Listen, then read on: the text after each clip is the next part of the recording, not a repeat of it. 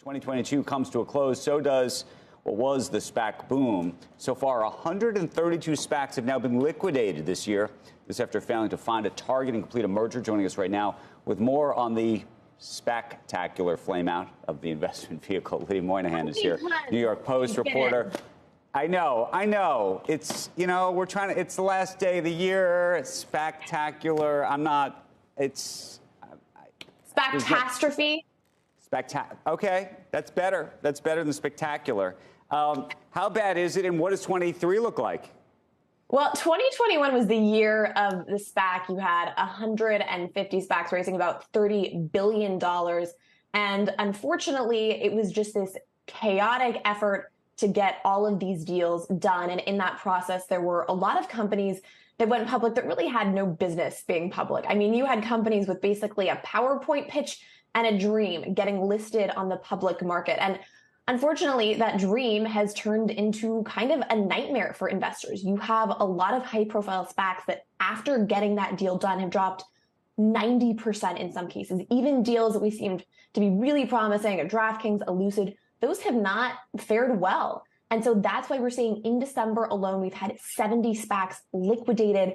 And I think people realize the better part of valor is to sort of give people their money back rather than trying to ram through a deal. The SPAC king himself, Chamath Palihapitiya, recognized, you know what, the last couple SPACs I'm doing just don't make a lot of sense. I'm going to give people their money back. And I think there's a couple things that have really precipitated that change this year alone. Obviously, the macro environment has changed tremendously. Stocks are going down. Interest rates are going up. That's not a great combination for a company to go public. Hey, Lydia, how much money have people lost doing this? Now, people who invested in the SPAC typically are supposed to get their money back basically at par. I'm talking about the sponsors. Those were always the ones that were supposed to be at risk in all of this.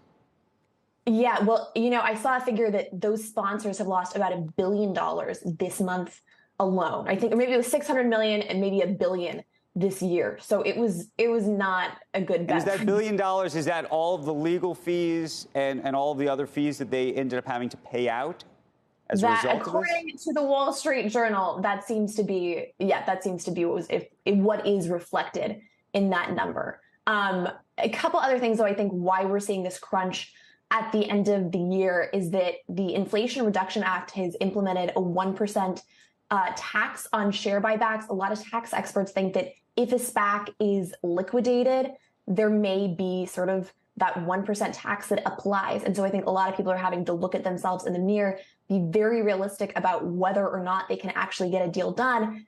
If not, give people their money back now instead of waiting a couple weeks and paying really an unnecessary tax. And there's still about 400 SPACs out there looking for a deal, just kind of milling around. Well, that's what I was going to ask. I was going to ask two questions. One about the SPACs that are still, quote, open for business, if you will. What happens to them? And two, do we ever think there'll be a return to SPACs? Do you think anyone could actually bring a new SPAC to market?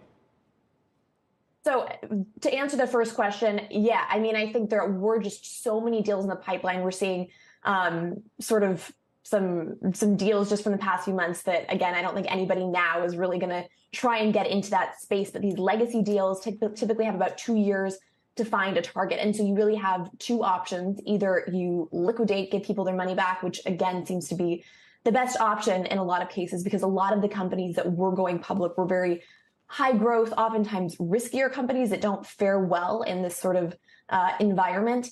And the other option is you keep just putting money in. And that's what we've seen notably with the DWAC SPAC. We've seen that sponsor has put in millions. He hasn't been able to get the deal through, more because of an SEC issue with him being probed. But they're obviously optimistic that they can eventually down the road get something done. So those are the two options: liquidate or keep putting money in and hope that eventually you get it together. But that latter option is certainly expensive. And for sponsors who've already lost, close to $1 billion+ putting more money is just not a good idea. It's a sunk cost.